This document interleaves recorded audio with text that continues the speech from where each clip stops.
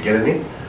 Most cited problems with the space itself, the way it's set up, as the reason that they hadn't submitted anything.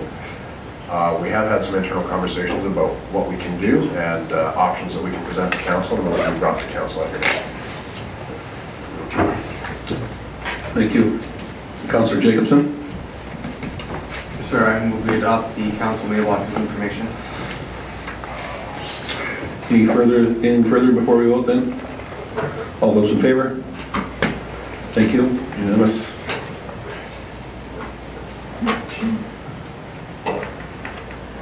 Before we move into the new business here, we've got some staff announcements that our CAO would like to go through. Thank you for the opportunity. It is my pleasure tonight to give you an update on the Corporate Services Department and the directorship that heads up that department. As you know, we've had a vacancy in that key position for some time, since our last long-term incumbent. It's been coming up 8-9 months, I guess, with a couple of different vacancies there, or a couple of different acting positions. During that time, we've received your strategic plan, and we've been able to take a look at the goals there and make sure that the form we're selecting for our organization is going to allow us to effectively deliver on those objectives. We've also been able to assess our own internal capacity to provide those services and look at the portfolio a little bit more closely. One of the things that we've seen with your strategic plan, of course, is a focus on strategic financial management. And so we have shifted the focus of the Director of Corporate Services to be truly a corporate service portfolio. So they're looking internally at our corporate systems, our databases, our information, our retention of records. Conversely, we've, as you know, added a position in the Finance Department to support both our Regional Utilities Commission and to free up time for our Senior Finance Manager to look at a more strategic level of financial management. So they'll be taking on roles that used to be lie with the Corporate Services Director, including budgeting, strategic management of our finances, and some of those newer side that I should say newer since the Corporate Services Director portfolio was created 10 years ago. Things like our website, a lot of the information management that we do today that is digital just was not a function of that role when it was created, and it's grown to be such a big part that we're happy to announce that Diane Pichet, who's acted in the position twice for us, is going to be taking that role, and our acting, he's not here this evening, but who you've known in the acting CFO position, Justin DeBresser, will be moved into a Senior Manager of Finance position. Both of those are effective immediately, and we're really pleased to have them on board.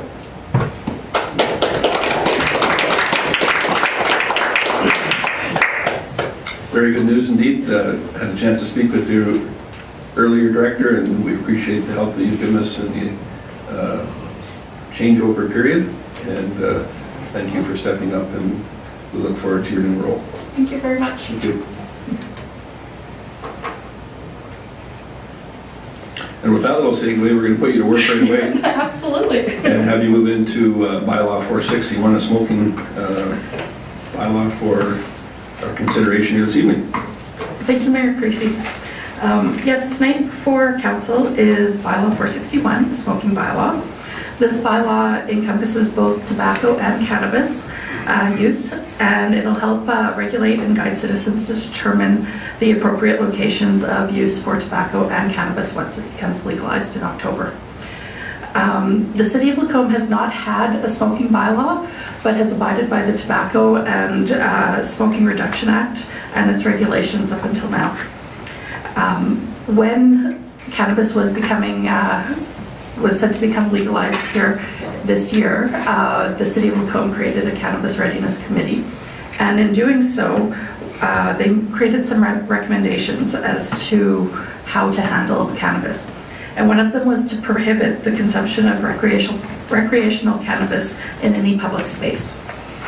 But also with those recommendations, it is also considered that smoking of any substance, including tobacco, should be prohibited in public spaces such as parks, trails, and any city-owned facilities as well. And to be able to enforce that, up until now, we would require a smoking bylaw. So, hence creation of this. The financial implications of creating the smoking bylaw would require a lot of signage to be installed. There is approximately 155 signs that would be required if this so passes. And it would be at a cost of roughly about $5,400. Our bylaw enforcement, though, would then be able to apply enforcement of fines to violators once the signs are in place. So tonight we're recommending that Council gives first reading to bylaw 461 as well as second reading to allow for debate. I'm ready to answer any questions. Thank you. Thank you for that. Councillor Ross? Thank you, Mayor Creasy. In being in one of my committee responsibilities, I've had some feedback that, for example, in the Lacombe Composite High School, that there is 1 in 7 students using vapes. I think moving forward, I think this should be researched and more consultation before even going forward. I guess I could ask, the first question is, has there been consultation with the Lacombe Police Service? That I think we have to strongly consider what tools they require with the change moving forward of smoking, tobacco, and vapes.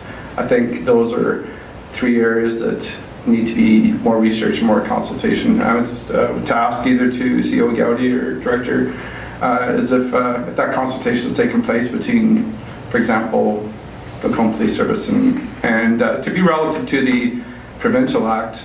Right now in the Provincial Act, the smoking and the vape is categorized together, and the cannabis is separate. So I think there's more work to be done. Thank you. CEO Gowdy?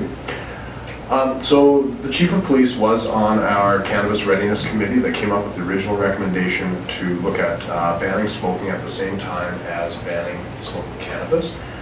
In relation to this specific bylaw that has been drafted that's before you this evening, we have not had a specific consultation with Lacombe Police to make sure that what you and I have talked was to make sure that they do have those tools that are available to them to address things like vaping, underage vaping, that kind of thing.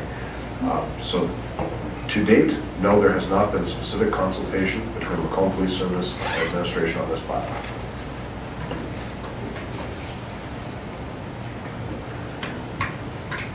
Councillor Jacobson? I feel like I should know the answer to this question, but I had to ask it anyway, either to Director Pichet or CEO Gowdy. Is there any confusion when it comes to multifamily condo dwellings with the consumption or smoking, or consumption of cannabis or smoking? I know when we talked, in reading the definitions, it talks about multifamily spaces like any public spaces, but if a condo association were to create in their own condo bylaws that consumption of cannabis or smoking on their private shared spaces was allowable in their bylaw, would that then be a contravention of this particular bylaw?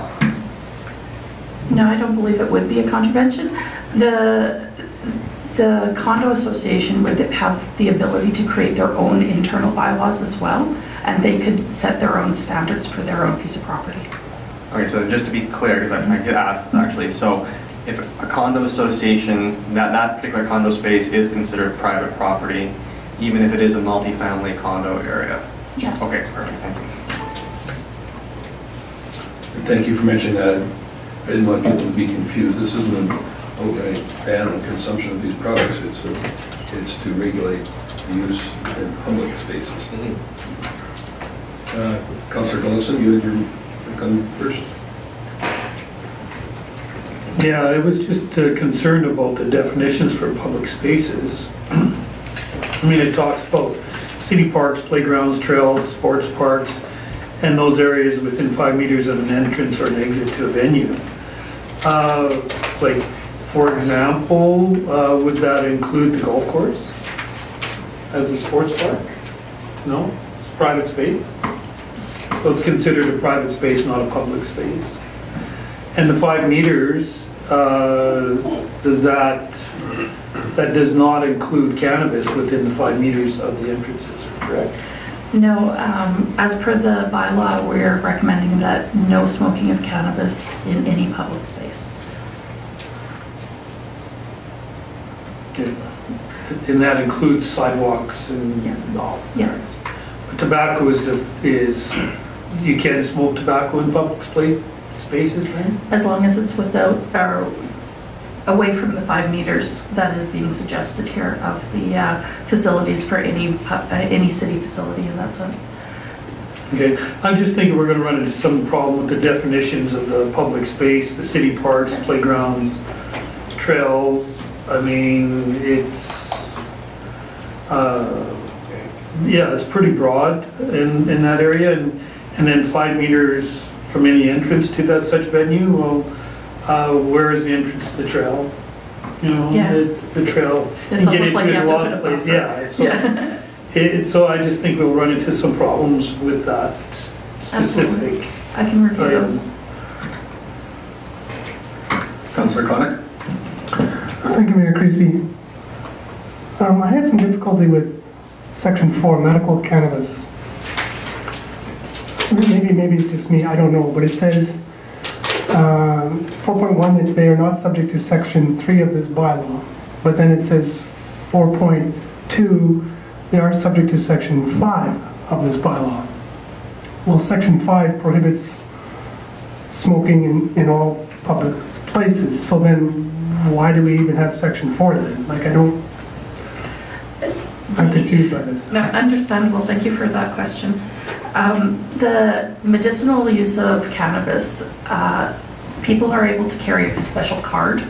However, it doesn't allow them, or piece of paper, prescription, it doesn't allow them to be able to smoke it anywhere. So we wouldn't be able to allow them to smoke it right outside a door of the LMC, say. So they would have to abide by the same tobacco rules as long as they're able to have that card with them and that they can produce it in the event that a peace officer or somebody who's authorized is asking them for that. Yeah, I still don't quite understand. I think my thing with this is I get that it's those who smoke are for medical reasons. I get that it's important to them and so forth, but it's not like it's an EpiPen where you've got to have it right there and then. I mean, you should just smoke it in your own private residence. You don't need to be smoking it out in public at all. I don't, even for medical reasons, really. It's not one of those things that, you know, I to my understanding that it's, like I say, an EpiPen, if you have a reaction, you're going to have your EpiPen. Whereas in this case, you know, if you feel bad or you don't feel good or something, that you have to right there and then, you could probably go home and then smoke your medical marijuana. I don't know, to me, it should just be no smoking cannabis in public, period. Medical or otherwise. I could do some more review on that if you'd like. I wouldn't mind, it doesn't. I think it'll be interesting to see what that reveals, but given that not everyone necessarily lives in Lacombe that is here, that has legitimate authority to consume medicinal marijuana, I think we need to provide it somewhere. Just a thought. Councillor Hibbs? Thank you, Mayor Creasy. Just for really, to make it really clear, what is the difference between how we currently deal with smoking tobacco at this point in time and what this bylaw is going to make any changes to? The main difference is the fact of parks, playgrounds, and city facilities is really what it is.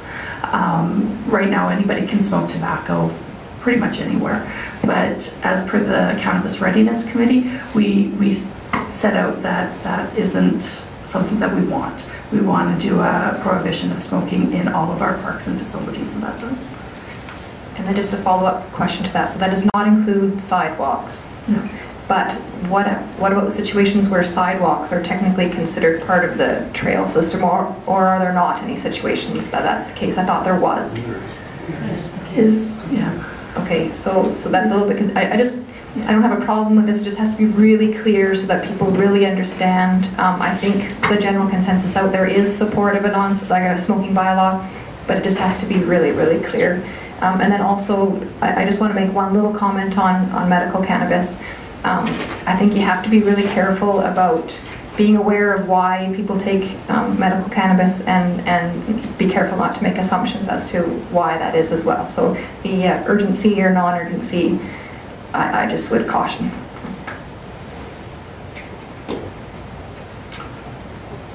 So for myself, I see the most conflict with this within public buildings. So I wonder if council would consider altering the distance. What do we have here, 5 meters of an entrance or exit to a venue? And perhaps increasing that distance. That seems to be the biggest complaint. An opportunity to be at the Red Deer Hospital over the last few months, and I don't think that's a realistic number. It needs to be further, in my opinion. That is the minimum requirement by the province. Cities and municipalities have the ability to set it further away. I know Camrose and Red Deer have set 10-meter limits. Okay. Councillor Ross? Thank you, Mayor Creasy. One question pertaining to school again. Is that controlled as a public or private under the school divisions? So, as a tool, how is that? Would that also have, would the school board, being a high school, have to be involved in collaboration so that it's just... So as an employer, I believe the school would be able to set a designated smoking area for teachers and employees of the school. In terms of students smoking, I'm not sure that they would have that ability, because I believe that, correct me if I'm wrong, under 18, you cannot smoke in Alberta. So for them to designate a smoking area for their students doesn't really make a lot of sense. It used to be one. I'm the same. So I correct me on this. Just we've happened to recently have some discussions with the Wolf Creek School Division about smoking, and relative to they prohibit smoking on their property, and so then people on their property come onto our public property to smoke. So the net effect of this around schools will be no smoking on the school property based on Wolf Creek requirements, and then no smoking on city trails that are adjacent to the school property. Thank you. Councillor Hoekstra? Thanks, Mayor Creasy. My question had to do with the financial implications for this bylaw, because it's talking only about signage. But I think that education will be significant around this bylaw, so I would think that there are financial implications around that education, because this is going to be a huge change in a lot of people's worlds, and so that, anyhow, I think you got it. Thank you. So I'm just curious what considerations there's been, so if they're not allowed to, but with respect to high school, as much as many would prefer their smoking ended, I think it's unrealistic to expect that in short order. So with implementing this bylaw here, they're no longer going to be able to smoke tobacco on the trail system, which is where it seems to be a popular spot. So basically we're going to force them onto the sidewalk in front of private property. So, and I don't see that as being a very palatable alternative either. So we might want to consider something for that area in particular. Councillor Ross?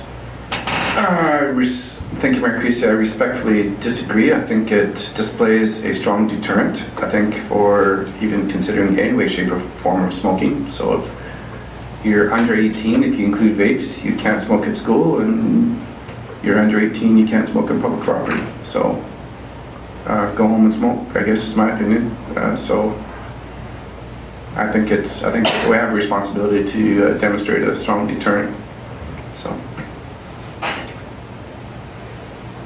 Well, I happen to agree with you. I'll be sure and give them your number when the calls start coming. Councillor Connick.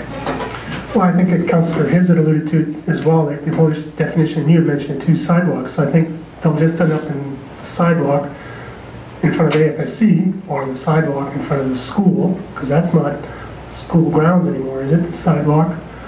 So, I don't know, yeah, it'll be interesting to see how it plays out.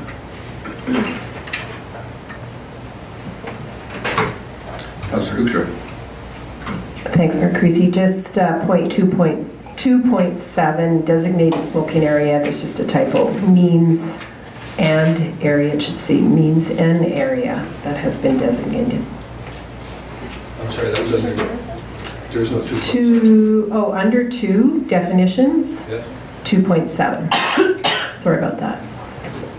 Little slide way up. 2.2. There, right there. Designated smoking areas means an area that has been designated as a smoking area, not and. That's a little less confusing. And Councillor Gullickson, you have something as well? I just think this trail is going to be a real problem.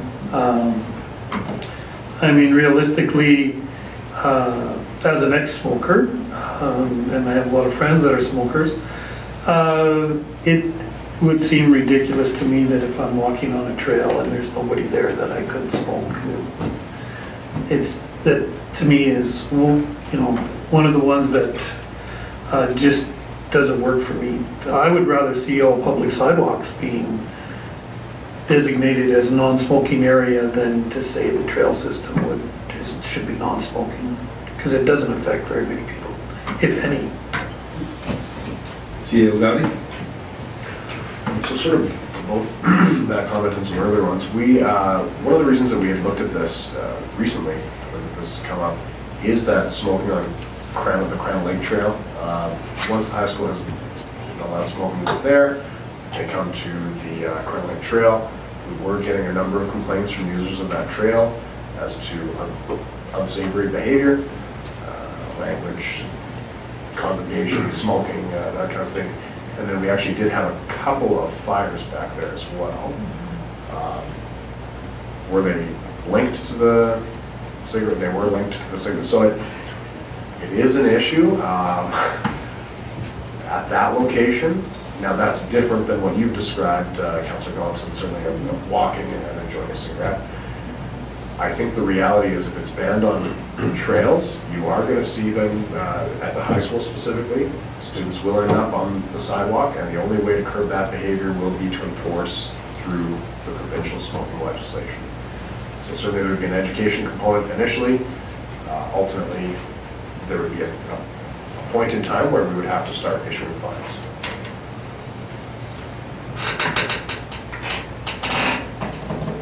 Councillor Ross?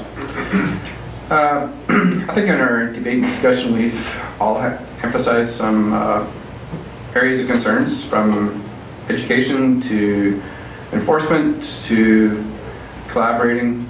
I think that needs to be done and brought back to council. And I would like to make a motion that this be deferred to a later date with more collaboration done with, for example, the complete service, the high school, and I think we've made several suggestions on key points and areas of interest. So I think I'd like to make a motion for this to be deferred and brought back to council, because I don't feel that how this is presented to council tonight, I don't feel we're making proper due process with moving forward with the way it's structured, when there's other areas of concern, including vaping and cannabis and the provincial act and so forth. So. Okay. You realize that vaping is included in this, under the definitions?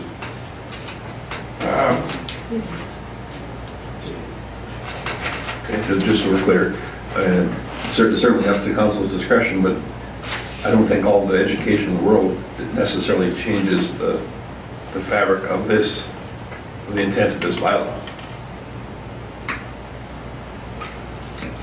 Councillor Jacobson. Sure, so maybe just a question of process here. I know it's been 8 months on the job, but maybe in support of what Councillor Ross is saying, can we not have first reading and then come back for amendments in the second and third time, like what we discussed here? Certainly. Okay. CEO Gotti? So I would say, actually, all of the discussion that's happened here should have been post first reading. So we would probably want to get first reading on the books. Even second reading, if you were to give second reading this evening, so that we can receive that direction to do some collaborative consultation with the Macomb Police Service and the school as well, then we could certainly do that and then bring back the bylaw for a third reading after that is done, incorporating any comments or feedback we received there. Councillor Ross? I will say that makes more sense, and I'll rescind my motion, so move forward in the direction that you're explaining, that first reading with amendments by administration coming back for a second.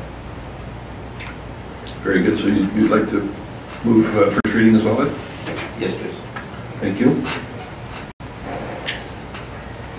All those in favor of first reading of bylaw 461? Thank you. So now that we're proper process, is anybody willing to make an amendment to the 5-meter distance, or are we good with that? Councillor Jacobson?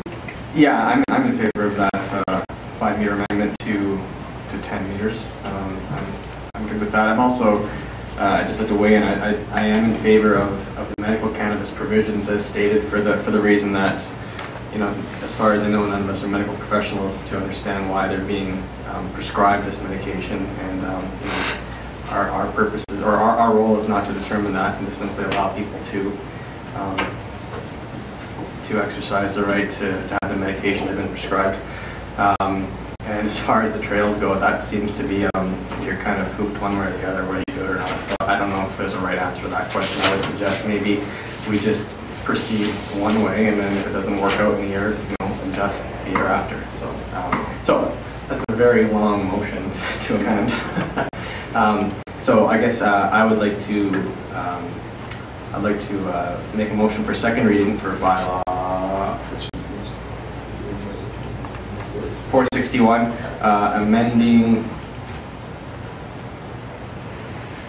amending clause 5.11 to 10 meters and then for exit to a public building.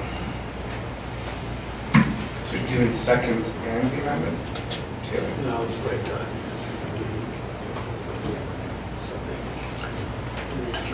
Thank you for that, Councillor Jacobson. Councillor Ross? No, I just want to understand the motion, we can do them both together. So just to reiterate, Councillor Jacobson's motion was for second reading with the amendment to clause 5.11 to increase to 10 meters as defined in the definitions.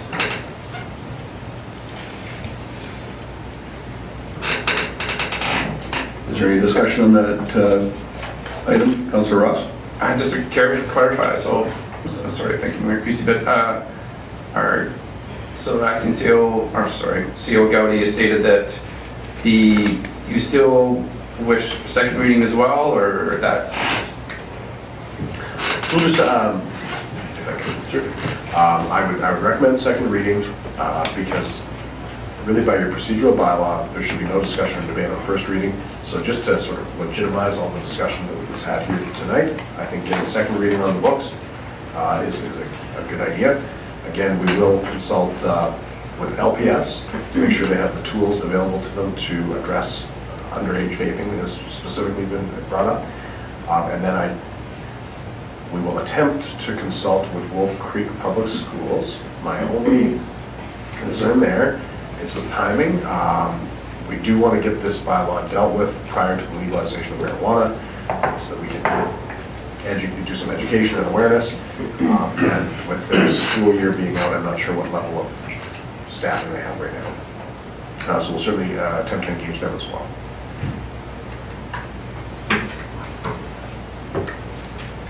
Councillor Hoekstra. Thank you, Mayor Creasy. On a totally different note, the 2.2.32, excuse me, under definitions violation ticket, it says that it means a municipal ticket issued by the city allowing for the voluntary payment of a specified fine. Is that correct wording? Like, I didn't know it was voluntary to pay a fine, but what's meant by that? If you don't voluntarily pay a fine, you end up in court. So if that's when you pay your tickets, so yeah. So just following up on Director Piché, most municipal, I should say this quietly, but most municipal tickets are actually voluntary payments. And if someone chooses not to pay the fines associated with that voluntary payment, then the municipality actually has to go through the provincial statute and go through a provincial court process for them to pay that fine. And then not only do we incur significant additional extra costs for that, we actually end up splitting the small fine with the province then because we've used their legislation instead of ours.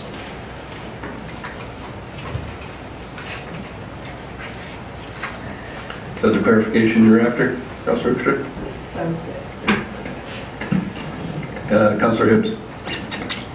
Thank you, Mayor Creasy.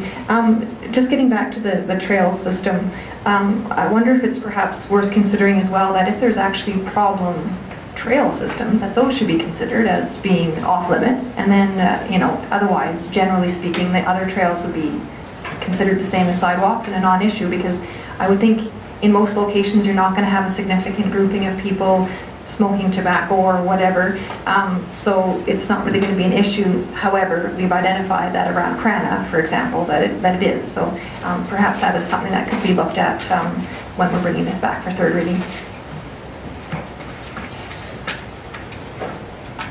Thank you for that, Councillor Hibbs. I guess that really is the case if we blanket all the trails now. If there is then a problem, it does give city bylaw or police the option to be able to enforce. Because it is kind of a roundabout way to come up the same end with us. Certainly. Thank you, Mayor Creasy, and I do appreciate that, but I think it really should be the other way around, frankly, because I think it would be a lot more trouble to do a blanket than just to target certain areas, and if we feel that it needs to be expanded, then we go ahead and expand, but I actually think it would be easier to just identify the problem areas, target those, and leave everything else. Councillor Connick? Thank you, Mayor Creasy. I would disagree with Councillor Hibbs and agree with the Mayor. I think it's better off just doing a blanket sort of, because at the end of the day, what's a problem trail, what's not a problem trail? I mean, at the end of the day, I think enforcement is going to be the real gong show at any rate. I mean, you could confront someone on a trail about smoking, and by the time the police officer comes, his cigarette or his vape or his cannabis is put out or he's walked on, or I mean, I don't know how you're going to... The enforcement is going to be the real issue here. I think at the end of the day, I don't know how you actually enforce this, because I think it's almost next to impossible. So.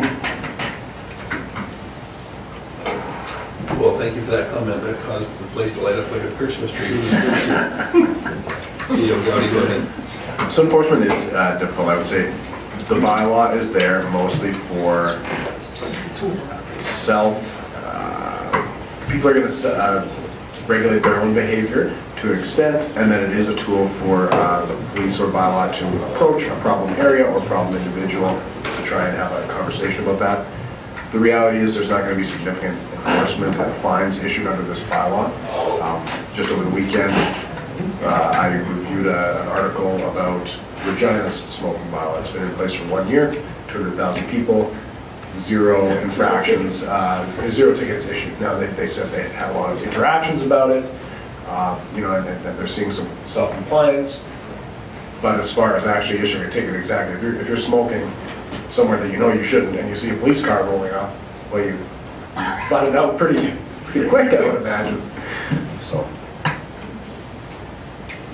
Director Bond, you had something to add as well?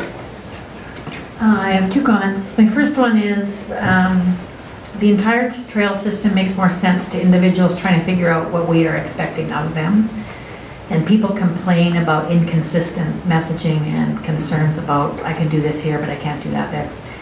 And then secondly, one of the concerns we have on the trails is litter, cigarette butts, gathering, the fires.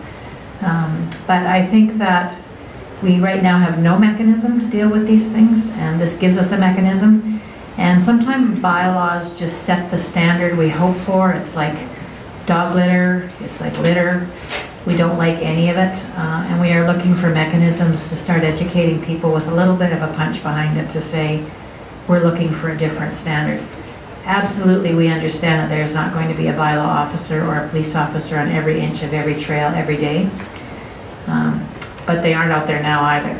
So we are trying to just create some awareness that this is unsavory behavior.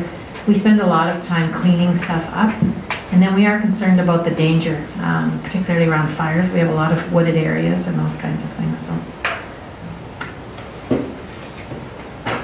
Thank you. I'll start with Councillor Gullickson. You're good? Councillor Ross? Thank you, Mayor Creasy. I have a question to CEO Gowdy. Were the new bylaw officers that were hired under the understanding that this new council is expecting off-hour, typical from the past enforcement being, you know, before 9 or after 5, or, you know, the possibility of some weekend? Were they hired with that understanding? So the city's current service level for bylaw enforcement is that Monday to Friday between 9 and 4:30, 8:30 and 4:30, I believe. We certainly have had discussions with the officers that were hired about council's desire to review that service level, and that they're prepared, if council goes that way, to serve the community however they're told to by council. So they're certainly prepared to do that. That is not the current direction that we have. Councillor Hoekstra? Thanks, Mayor Creasy. I just wanted to thank Director Vaughn for that clarification. I too would have been uncomfortable with inconsistent messaging that if we're targeting certain trails, we're also targeting certain users of those trails. And I think it's better when we just have a blanket policy that isn't pointing out a certain group of people, which in this case it would have been high school students, and I would rather not point fingers at them. Councillor Jacobson. I wanted to roll back a second and maybe ask either Director Vaughn or CEO Gowdy. I heard something interesting brought up about including just all sidewalks as being banned for public smoking. Is there a challenge that would create that I'm not seeing here? Especially for, you know, where a trail becomes a sidewalk and becomes a trail again, or that kind of thing. No, we had talked about it. I think that the challenge becomes enforcement is already untenable, but to do a citywide ban on all sidewalks, I think there's no way it would be enforceable. The other issue being that we do have residents in this community who are citizens who smoke, and a full ban across the entire city, it's easy for me to see how we can justify a ban on trails, in parks, in public spaces where it's impacting other people. To point to the impact, the significant detrimental impact that it has from people smoking on a sidewalk, we found it was difficult to come up with significant rationale as to why that would be a fair ban. No, thank you.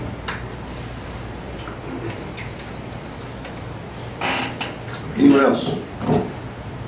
Councillor Gullickson. You just made my point of why I think the sidewalks are way worse place than trails as far as smoking. Like if you're smoking on a sidewalk downtown, I mean realistically, you know, how many people do you pass? So to ban it on trails just doesn't make any sense to me, but I understand the process because I think if you're going to ban it on trails, ban it on all sidewalks.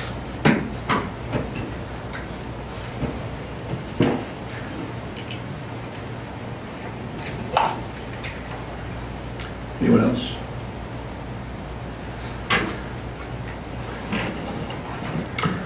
Go ahead, Councillor Conick. Thank you, Mayor. Did you get a motion for second reading? Did you? Okay, sorry. We do have a motion. I just want to make sure everybody had said their part. And if I could just have Councillor Jacobson made a motion, just to reiterate, for second reading, with the amendment that we amend clause 5.1I from this stipulated 5 meters to 10 meters. Everybody's clear on the motion now? All those in favor? So, administration has some work to do for us, and we'll bring it back, I assume,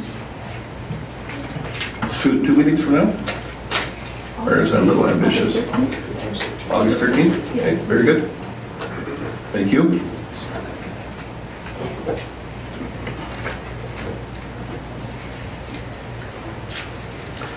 I was very pleased to see how efficient we are, because there's no items that are unfinished business. Nice to see we're all caught up. And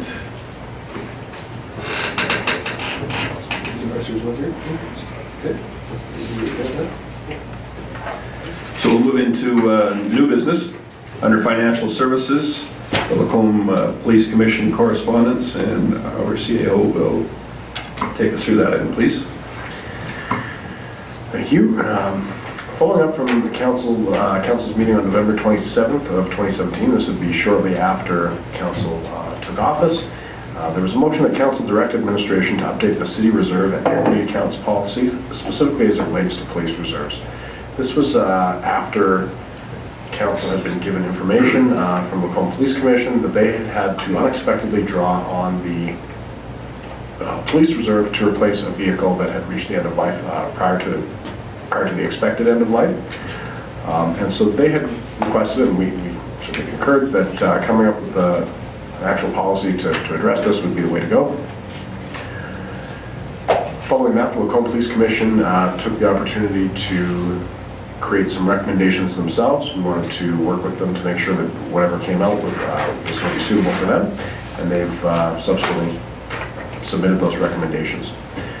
In general, we agree with the recommendations. However, there are a couple of small changes that we're recommending be included in the draft, final draft. Number one, that council would be notified within 30 days of any unbudgeted expenses being drawn from that reserve, such that there is an awareness when that's happening. And then two is it's a financial timing thing. Any budgeted expense amounts not used in a budget year shall be identified to finance by January 31st of the following year. They will then be accrued as expenses in the following, or the budget year the expense was identified. So that addresses two of the points 10 and 11 that the commission had requested, just through a financial mechanism different than they had suggested. So overall, we're also drafting an administrative directive that will guide the process of annual surpluses throughout the city. The general intent of that surplus directive would be that areas generating surpluses would have those surpluses allocated to the reserves. So the police unit, the police service, just as proposed, would go into the police reserve. Water system, the wastewater system, the solid waste, similarly into their appropriate reserves. We are proposing to do this through amendments to the annual budget and taxation preparation policy, as well as the reserve and equity accounts policy. Only the reserve and equity accounts policy were identified at the November 27th meeting, so we certainly wanted to draw your attention and make sure that you were all right with the amendment of two policies to handle this request from the Lacombe Police Service. We're also going to be incorporating for your consideration into these policies the requested tax increase limitation policy that was identified in the strategic plan, wherein you have identified a goal to manage the city to allow for property taxes near inflation. So we'll certainly bring that to you at a future meeting as well, in the form of two policy amendments. So tonight we're just presenting this for information, just to let you know that we have received this information from the Lacombe Police Commission, and so we'll be drafting some amendments for your review coming up here in the fall. Thank you for that. Councillor Connick. Thank you, Mayor Creasy. So just to clarify, CEO Gotti, you're not looking for a motion to approve the Macomb Police Service policy at this time? You're just, what are we doing? Correct, because their recommendations will be incorporated into your existing policies, so that we aren't creating new policy that can really be dealt with through our existing policies. In that case, then I would move that we accept this as information then. Thank you for that, Councillor Conick. So just for some clarification on this, item 7, the commission may authorize without council approval any discretionary spending for capital or operational needs, which is anything, from the reserve up to a maximum of $50,000 if need arises. So is that $50,000 within a 30-day period, $50,000 for a particular item, $50,000 aggregate? What does that mean? I mean, if there are about 10 vehicles and they're all under $50,000, does that work? So as it's written, there's no aggregate limit. It would be a per purchase maximum of $50,000. Certainly you would want to be notified. We believe that you would want to be notified if there was significant spending from that budget or from that reserve. That's why we've recommended the inclusion of the notification process.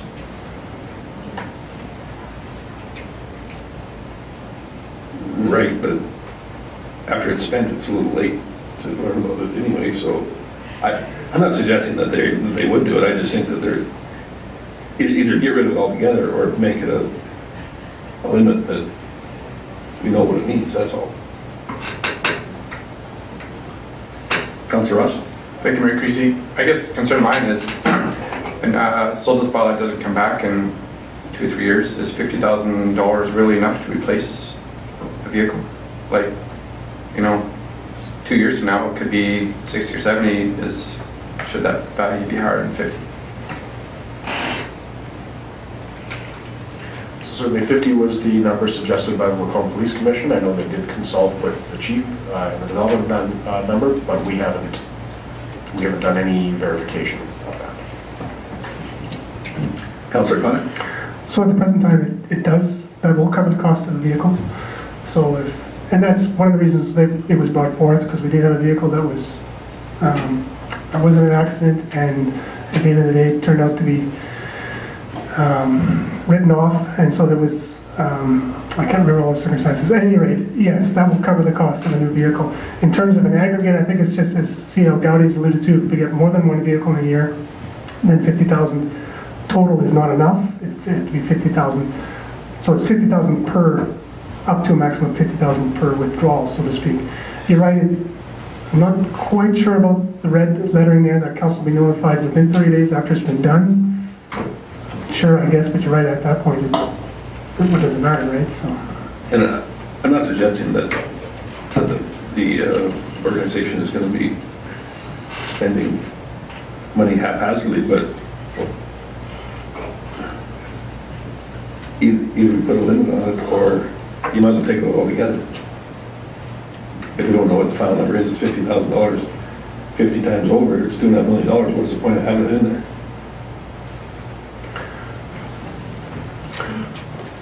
Go ahead, Councillor Connick. I just think at the end of the day, it's more of they just didn't want to have to come back to council every time they wanted to, and that's just.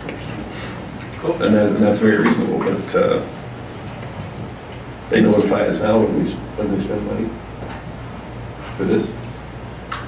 Well, technically, right now, they have no agency to spend money out of this reserve account.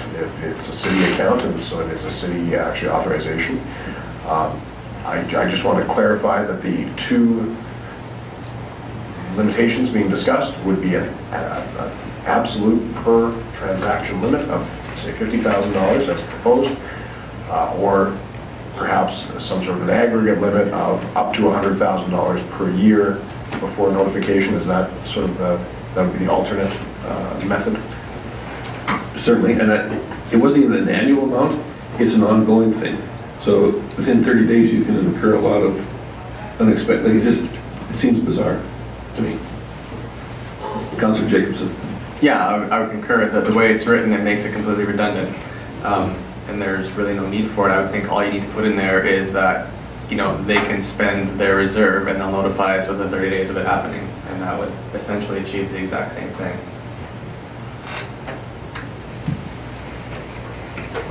Being a lot more concise and allow for flexibility in the future, not having to adjust when vehicle amounts increase and the whole 9 yards, because yeah, that would, I think, be much more concise legislation.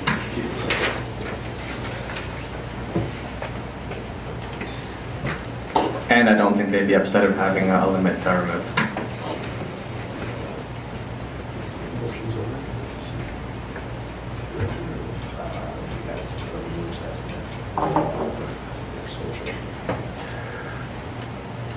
So, Councillor Jacobson, did you intend on that, making that as a motion? I don't believe that it was, but... Sure, yeah, I'll make a motion that, item 7 should, yeah, I just read, the commission may authorize without council approval any discretionary spending for capital or operational needs from the reserve, and that council will be notified within 30 days of the unbudgeted expense being incurred.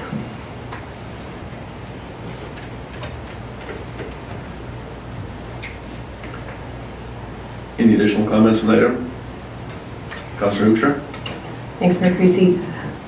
Are you sure that's the intent that you want there? So you're basically saying they have free access to the whole reserve with no consultation of council, and is that the idea that they still fall under our review? So,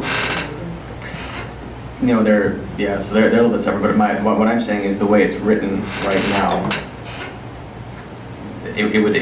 that's exactly how it would operate, you know, because it's an item. They could literally incur 30 days of $50,000 expenses, and we would not find out about it until the 31st day, you know, and it would already all be incurred, right? So I'm just saying I concur with the mayor that if we want to have it, you know, you can only spend 50,000, then that needs to be a totally separate way of writing it. But conversely, if we're saying, you know, we agree with this, then it's a much more efficient way of writing it to simply say this is what it is, and not worry about coming back every few years when vehicle amounts adjust and that kind of thing.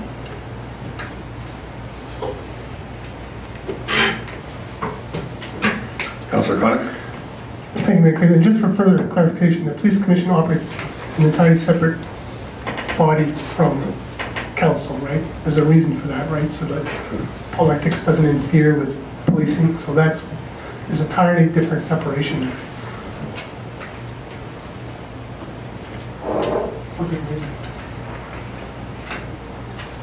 So there is entirely different separation in terms of governance. The budgets, the reserves themselves, as of today, are city reserves that are held by the city and are the city's funds. So I think the concern being raised would be if there is a complete removal, say someday long into the future, they have $2 million built up into that reserve.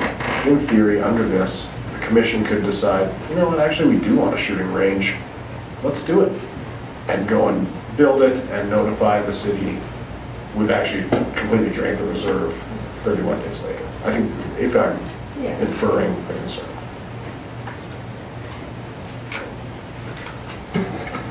Good. Councillor Hibbs? Thank you, Mayor Creasy. Can we get some clarification on, so the reserve system that, you know, the LPS has? You know, I'm familiar with reserves where you have restricted and then non-restricted, et cetera, et cetera. So, for example, you've just got money laying around, usually a lot of it's sort of spoken for. So does that system exist for the LPS as well? Because, like, for example, what would they be, what reserve are they actually drawing off of? Because, for example, if you do have restricted reserves, you know, those are being held for a certain purpose and for that purpose alone. So you can't just, you know, do a 180 and decide, yeah, let's do a shooting range, to use your example. So could you elaborate on that a little? Sure, we could. So as it stands right now, there is only one reserve for the police, I should say. It is not earmarked. There's no earmarked expenses coming out of there. The only capital plan that I'm aware of them having at this point is for vehicles, and then they have an equipment capital management plan as well. What is being suggested, I think, is that it would be a full discretionary account. There would be no earmarking or specific allocation of funds.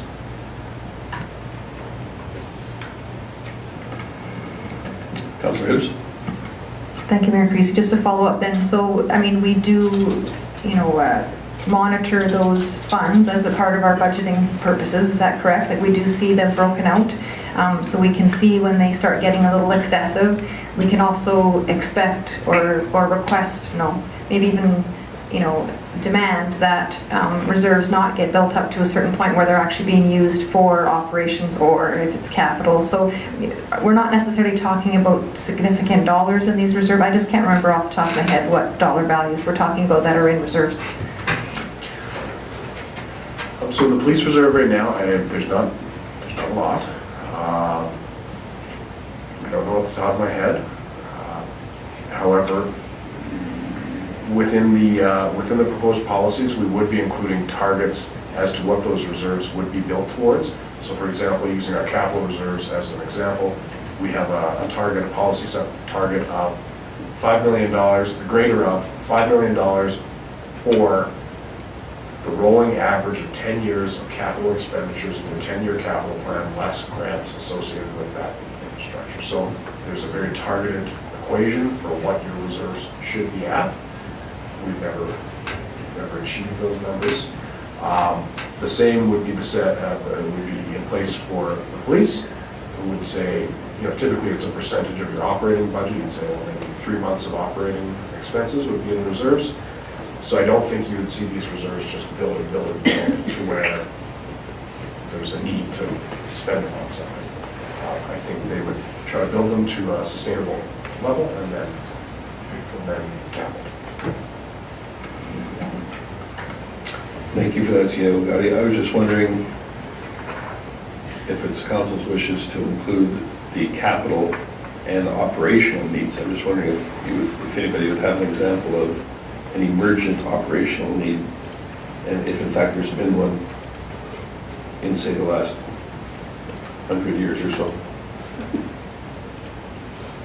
And the reason I ask that, it seems if it defeats the purpose of budgeting if there is a reserve at the end that can be drawn on for any reason that is beyond council's control, both for operations and for capital need for that vehicle that was smashed up. I think it's a perfectly legitimate one, but I'm just curious if there's some operational ones that would be within the realm of possibility. So typically we don't capitalize things like the HVAC system on the building itself. So if there was a major failure of one of the air handling units, that would be beyond what would typically be identified in the police's building maintenance budget, for example. Now in the past, they've been able to run surpluses, and so those sort of unexpected costs are just absorbed into a smaller surplus. One of the commitments that the commission has made in their proposal is that the commission will not approve surplus budgeting. So they will not purposely budget for a surplus, which I dare say has happened in the past. And so I think then you will see some of those operational things. If there is some significant unexpected operational things, you may see the need to dip in. Like I say, maybe an air handling unit or some major flooring replacement. Dispatch went down, needs a new desk or something, that sort of a thing. Yeah. Dispatch, I think I could buy it in there, and actually neither of those items, though they're over the threshold for capital expense, are going to have to be capitalized anyway. So we don't capitalize the HVAC system because it does not actually add a significant life expectancy to the building. Right now, the city actually, as a general rule, there are specific boilers in that we have capitalized as we move into them. But for example, in this building, we have capitalized the flooring or even this. council's furniture, you here is probably $15,000, but we haven't capitalized that sort of thing. We will, once it comes around, but we haven't in the facility area before. Thank you for that. Councillor Connick? And just to further another example of that, for example, the police has budgeted so much for maintenance for, correct me if I'm wrong, for, I don't know if it's HVAC or so forth, but we've already, Johnson Controls pretty much lives at the police station or has for the last 6 months. It's been having real trouble getting a handle on that, so they've already exceeded that budget, for example, and that would come out as in terms of an operational, it's not a capital thing, but it's an operational expense, so that's kind of an example of that. It's just unforeseen when you budgeted so much for maintenance, and for whatever reason, they're having a heck of a time at the police station right now with getting a handle on that. I don't know, we should really have a conversation with the contractor on that, but anyway, that's neither here nor there, but that's an example of that as well.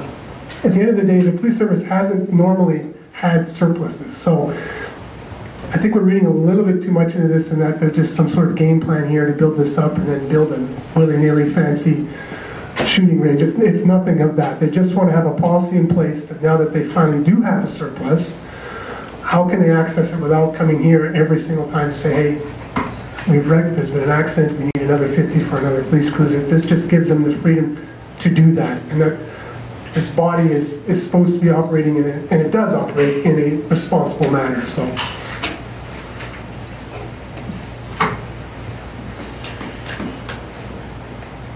Anything else before we, Councillor Hibbs? Thank you, Mayor Creasy. I guess I largely agree with what Councillor Connick was saying. This is an independent body. They should be given some discretion as to how they spend their reserves. I do agree with removing that dollar value because of the redundancy. However, I do think that council would not be, it would not be inappropriate for council or administration to say that there is a limit on what your reserve could look like, though, because I think that would be good financial management. So that's just all the only comment I want to make on that.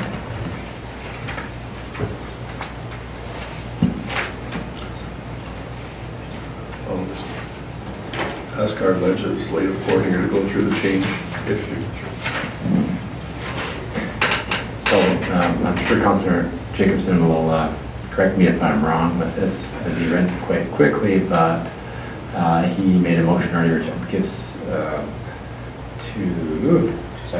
just 2 seconds, and I scroll back up here. To amend item 7 here to remove the limit of $50,000 entirely, so it would read as it is without that limit. And that would also, I presume, include the notification within 30 days for councillors. Yes. And so to accept the policy as amended with that amendment.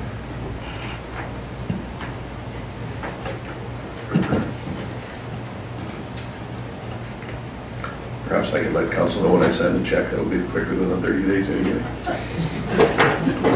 So everybody's clear on that amendment? All those in favor? Opposed?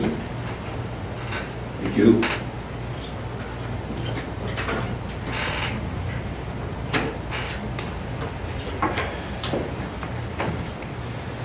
Next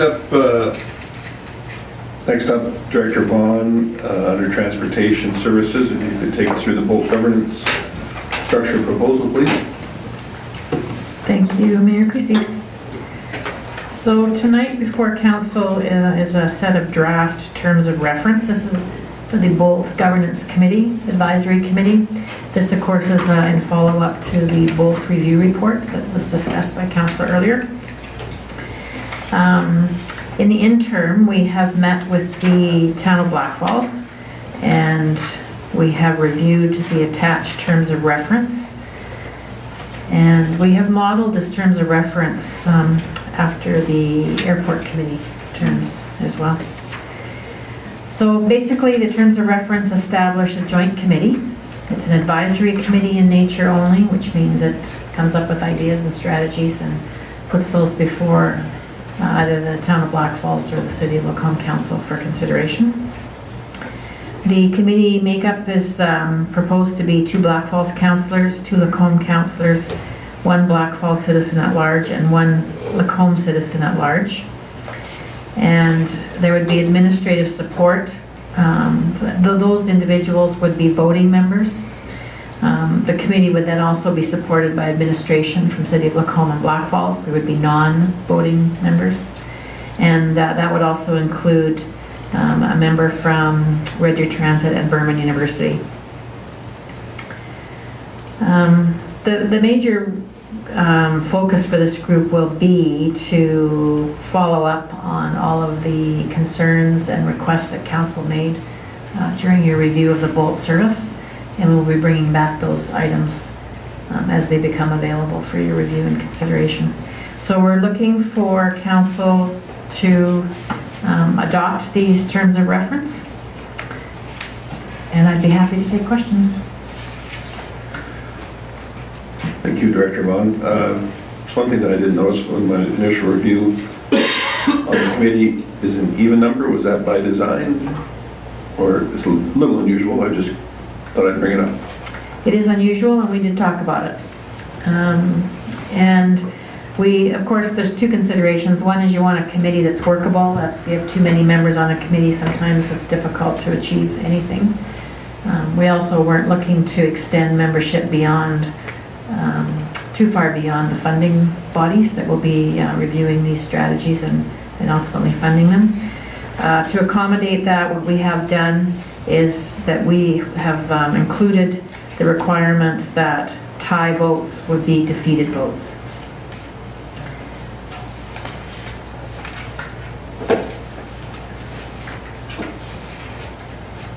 Councillor Connick? Thank you, Mayor Christie. Has the town of Black Falls approved these terms of reference already? Not as of yet. They will be going to their council.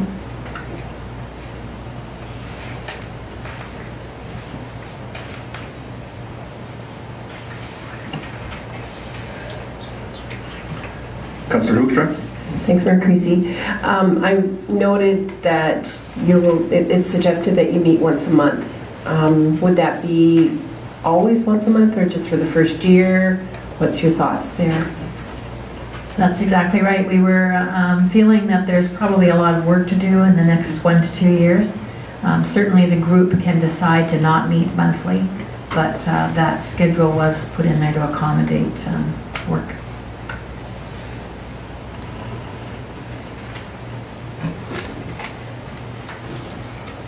CEO Gowdy? So I believe we had talked about probably monthly initially for sort of the first 6 months, and then moving to a less intense schedule.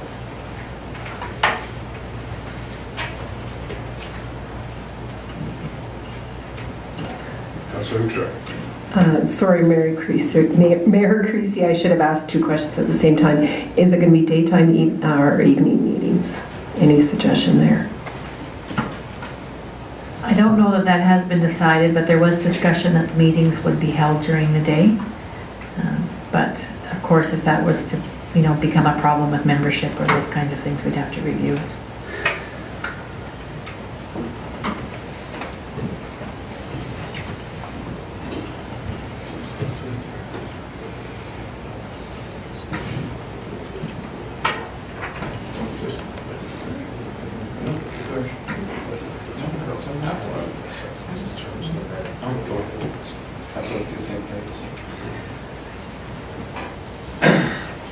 Does anyone have any additional questions or comments? Councillor Hibbs? Thank you, Mayor Creasy. Just one quick question about the citizens at large. We will, when the time comes, track the traditional method that we do for other boards and commissions?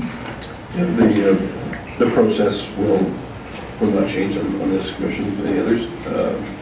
I'm sure we'll be able to find some appropriate candidates. I'm sorry, do you want to speak to that too? Just that we had proposed upon council's appointment this evening of 2 council reps and adoption of the governance model, that we would actually be recruiting right away for that. Councillor Ross? Thank you, Mayor Creasy. I would make the motion to accept Regional Transit Committee terms of reference as presented, appoint 2 councillors, and direct administration to begin recruiting a citizen at large. Thank you for that. Any additional comments on that item?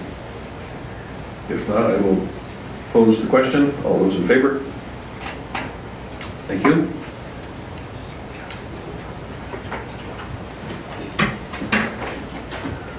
And there was I'm sorry, I misread this. So I've got a little more homework to do on this item as far as the appointees, but I'll be speaking with some of you on an individual basis later to see if we can find an appropriate fit. Does that seem reasonable? Very good. Thank you.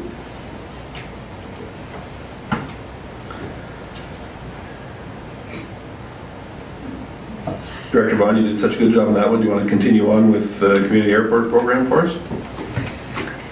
Thanks again, Mayor Creasy. So tonight before council is a memo regarding the Lacombe Regional Airport, and it's relative to the runway lighting project. And it is coming before council because we were fortunate enough to be approved for a STIP grant for the runway project. The capital plan for the airport had planned for this particular project to occur in 2022. But based on the receipt of the funds, we're asking that council consider advancing the project from 2022 to 2018 so that the work can be completed this year. We're asking the council approve the Lacombe Regional Airport runway lighting project for 2018 and at a maximum of $40,000 be drawn against the general capital reserve. So the original 10-year capital plan had the project budgeted at $208,028. Those are 2017 values. And last year when we were completing the grant application, we went out to the market and the price had risen to $233,914. And that is the amount that was submitted to the STIP grant.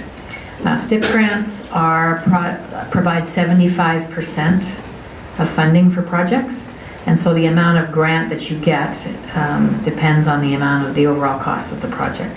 But we were approved to a maximum of $175,436.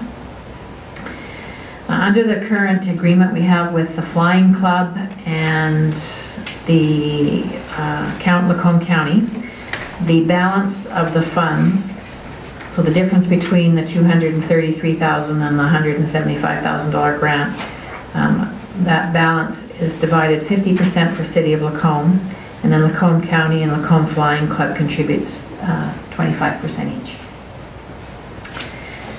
So based on the $233,000, the advancement of this project would require that the city expend $29,240 earlier than we had anticipated. And if council were to approve this, we would come back with an amended capital plan, 10-year capital plan during regular budget deliberations to show the shifting of this project.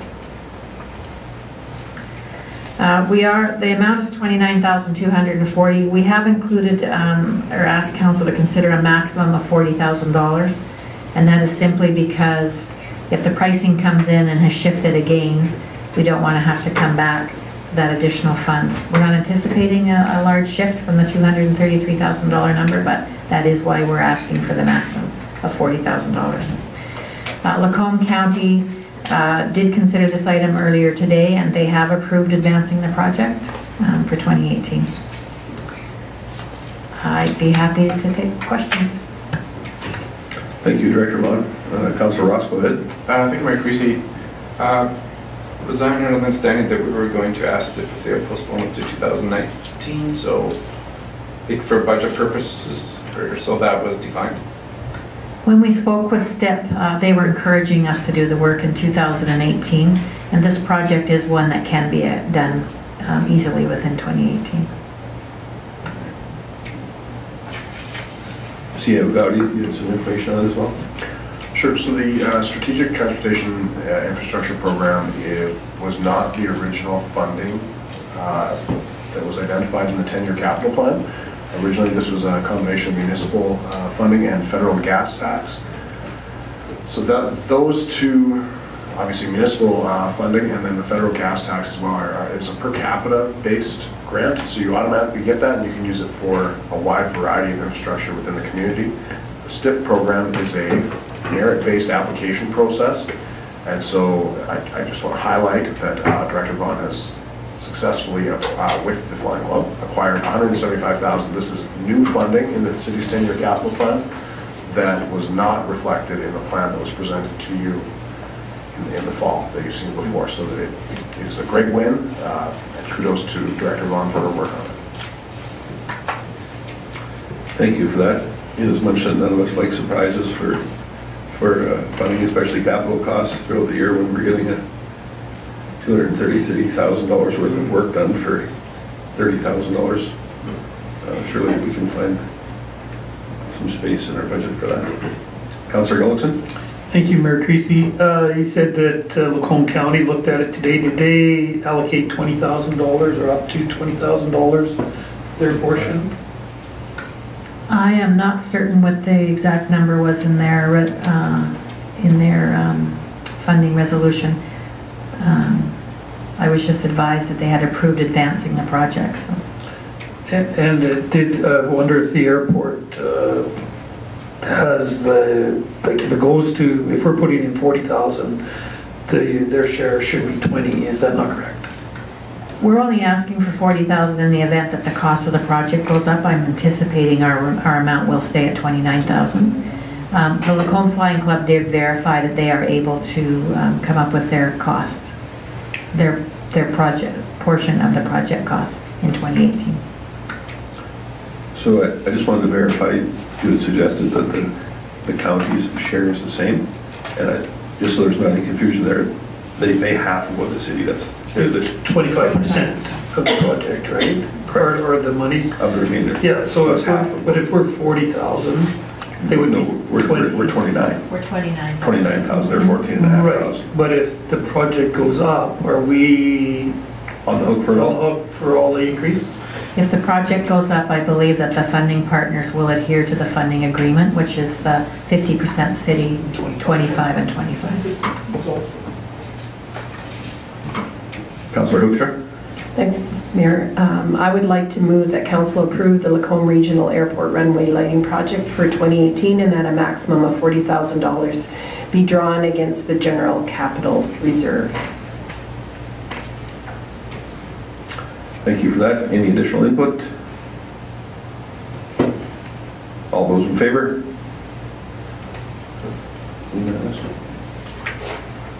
Thank you.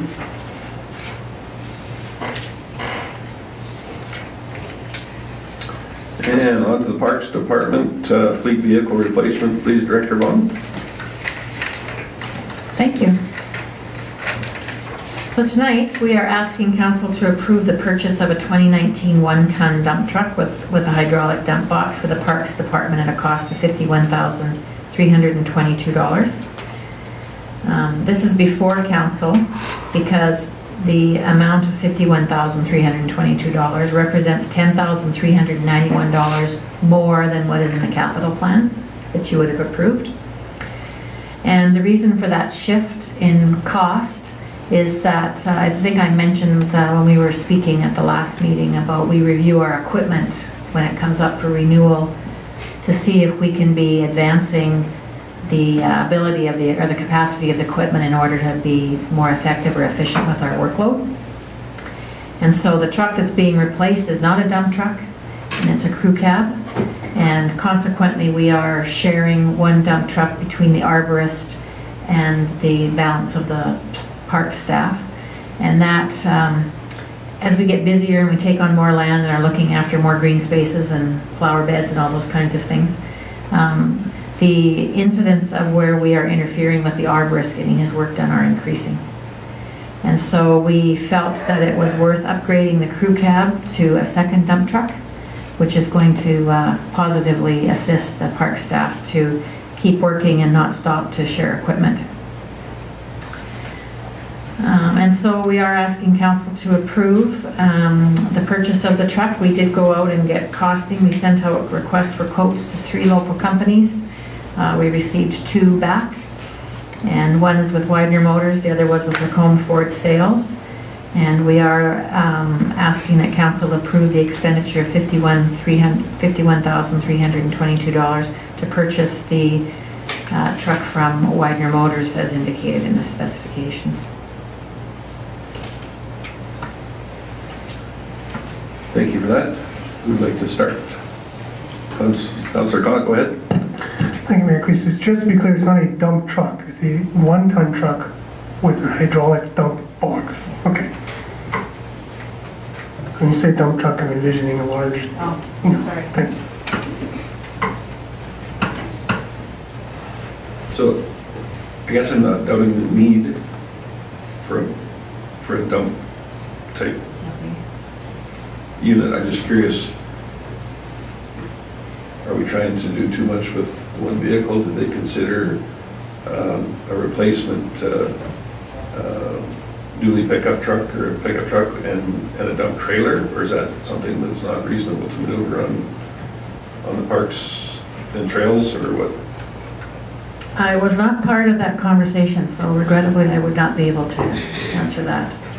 I do know that in speaking with the parks manager, he felt this was the best upgrade for us to consider. Which is fine. I really don't have a problem with it. I just don't want us to be purchasing this unit and it's used 99% of the time for what a dually truck was at some different cost. And so however it goes, perhaps you could run that by the department to make sure, just so it's been a consideration. But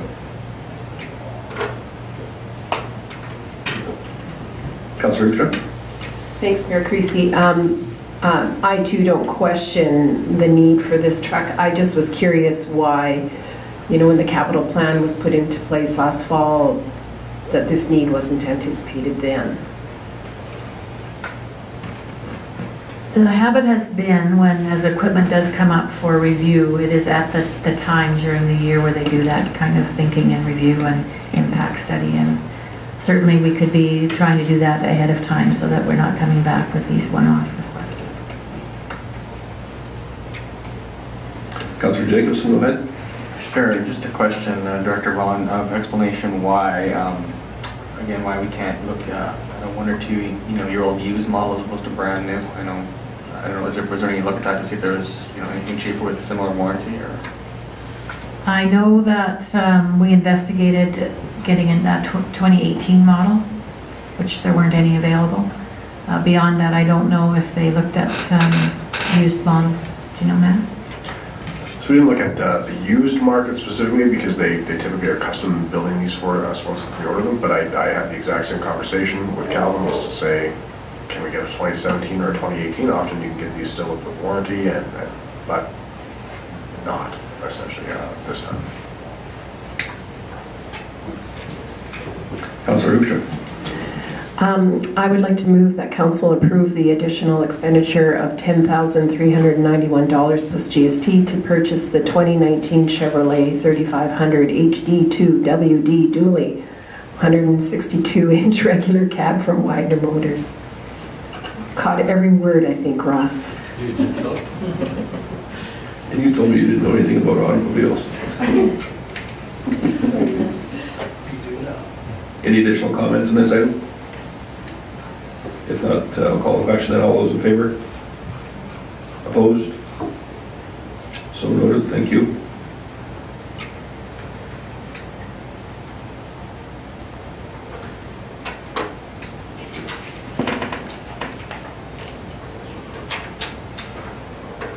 Next item up from operations and planning is a Fortis offer to purchase some streetlights, and I'll call on Director Thompson to have us go through that item. You've been awfully quiet tonight, so we'll be expecting a long report. I'll try to drag it out.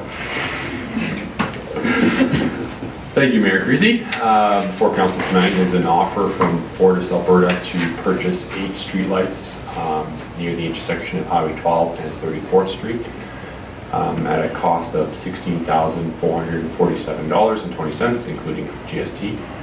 Fortis Alberta owns and maintains all the streetlights in Lacombe, or at least that's the intent. And they are all, that service is charged the city under what's called Rate 31, which is Fortis's kind of all-in service rate for the city of Lacombe. That includes the maintenance, replacement of luminaires, inspection of the lights, the repair of any underground issues between any underground cabling between the light system as an all-in service. Currently, those 8 streetlights are under what's called rate 41, which is a small general service rate. So that same level of service is not provided on those specific 8 luminaires. So in this case, we'd like to recommending council accept the offer. The difference in monthly costs, as shown in the report, is approximately $22, or will be $22 versus $8.83 or so now for those same lights. This is something that Fortis has done on Highway 2A, as well as there's I think something like 11 lights in the north end of Macomb that they have discovered they don't actually own, that have recently been converted to this rate 31 charge. And so, is there any questions that we haven't taken on that? Thank you for that, Director Thompson. So, might I understand that these are the final 8 remaining streetlights in the city that they do not own? I'd like to say yes. We've certainly they will notify us if there are none. What happens is they do their maintenance rounds, and crews may reach a set of lights and they no longer have a record on them, and that triggers a review of their own systems, and this is where this one was discovered. So I imagine they're doing their rounds in kind of quadrants of the city, and so last time they did them on the north end of the city and discovered there were a few that were not in their system, and so these ones are the next round. So it certainly is our intent that all of them, or at least has been the practice, that all of them be under Fortis's purview. I assume it's all of them, but certainly throughout their processes they may identify some more, but to the best of my knowledge, this would be all of them. Hopefully it isn't, but this is 8 out of approximately how many? Hundreds? Lots. Okay. Councillor Connick? I would so move that Council Direct Administration accept Fortis' investment of $16,447.20, including GST, and transfer the funds to the roads reserve. Thank you for that, Councillor Connick. Well, normally I wouldn't be in the 4 category with getting rid of city assets, especially ones that are money makers, but there's only 8 left out of close to 1,000, several hundred anyway. It just doesn't hardly seem to make sense to keep that few. But anyway, any comments on that item? That's an easy one. We'll call the question. All those in favor? Unopposed? Thank you.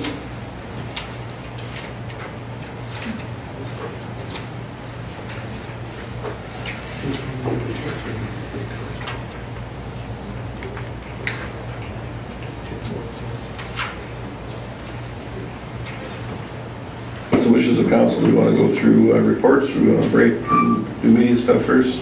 Do reports afterwards? What do you want to do? Not a lot of input? Guess that means do reports? Okay. Councillor Jacobson, would you like to start?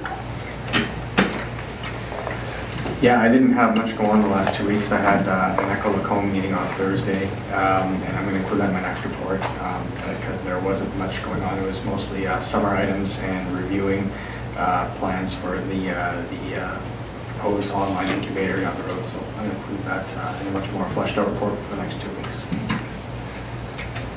Thank you. Councillor Hoekstra.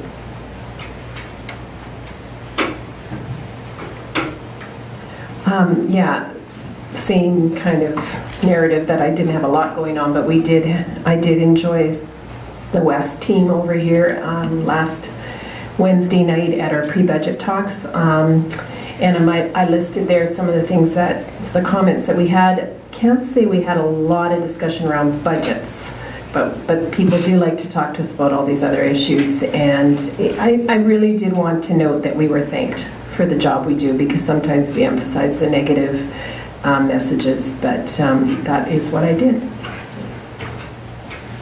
Thank you. Councillor Hibbs? Thank you, Mayor Creasy. I was largely away for this last little bit, so I don't really have anything to report on, and if I do, I'll just add it to my next report. Thank you. Councillor Ross? Thank you, Mayor Creasy. We still have had ongoing Lacombe Days meetings and they're progressing very well. All the events are planned. Just basically trying to promote our community for the major events of the parade and so forth. And like Councillor Hooks just said, we participated in the Wednesday market night, and a lot of, I know we had some very wonderful positive feedback about our community as well, you know, and some great people that had some constructive ideas. And anyways, and also was at the Black Falls Stormwater Management, which was very well attended, and I asked specifically a question of, under the flood of the century again, if it would affect the Lacombe, and under the engineer's response was no. So the Black Falls has some very passionate people within their citizens to deal with stormwater issues, so that's all. Thank you for that. That was very short notice that I gave you to attend that meeting. I said thank you for going on my behalf. I was at another meeting during that night, so thank you. And I believe Councillor Gullickson went as well. Thank you. Even though I didn't ask you, I still thank you. Why don't you go ahead and do your report? Well, I've got the mic on. All right. Thank you, Mayor Creasy.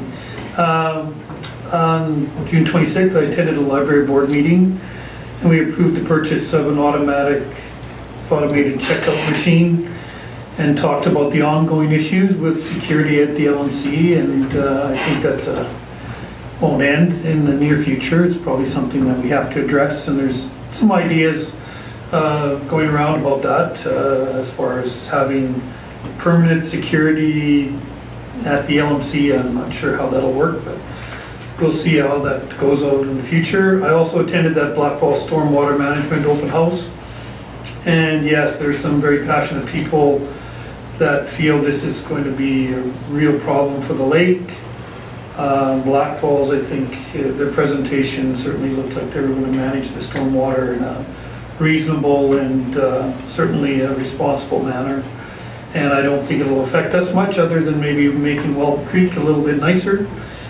And attended the flag dedication at the Legion with Mayor Creasy, 70th anniversary of our Lacombe Legion, and the ceremony was very moving, with a reminder of what Canada is all about. And then I sat at the booth at the market during Music in the Park. Input from the citizens was interesting, to say the least, and some of them were more vocal than others. I did appreciate the input from the people from out of town, saying that they thought our community was one of the most beautiful communities they've ever been in, and that they appreciate the investment that our council or our city has made to their downtown area. And we had that comment twice, so that was really appreciated. And cannabis is an interesting topic, and some people need a little bit of education on what it's going to be all about, I think. So it was a good week, or a good couple weeks. Thank you, Councillor Gullickson. One of the few that put forward a printed one. Any questions for Councillor Gullickson? If not, Councillor Connacht, go ahead. Thank you, Mayor Creasy. Regrettably, I'm having some issues submitting my reports, but hopefully by next time we'll have that all sorted out. Unlike yourself, I'm not having any problems submitting them, just in writing them, so I'd have nothing to offer as well, to be perfectly honest with you. It was a rather busy 1 week. Regular Water Services Commission meeting on Monday was business as usual. We did, however, have a wastewater meeting as well, and was pleased to learn that things are the commission has went relatively well to this point. And the odor control facility has been working, I think maybe beyond expectations anyway, so that's positive news for residents in that area, to say the least. And we are planning a tour of all of the facilities now that the project is complete. And I believe, or I hope that an invitation was forwarded to each of you as well.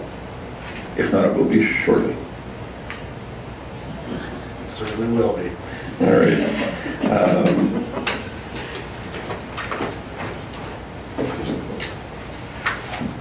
Last Thursday, I had an opportunity to go and speak to the Knights of Columbus, and it was a very interesting evening, and presented a report card on some of the happenings here in this room and outside as well, and had some very interesting questions by a group of very dedicated and community-focused individuals, one of which chose to leave early and not be there for the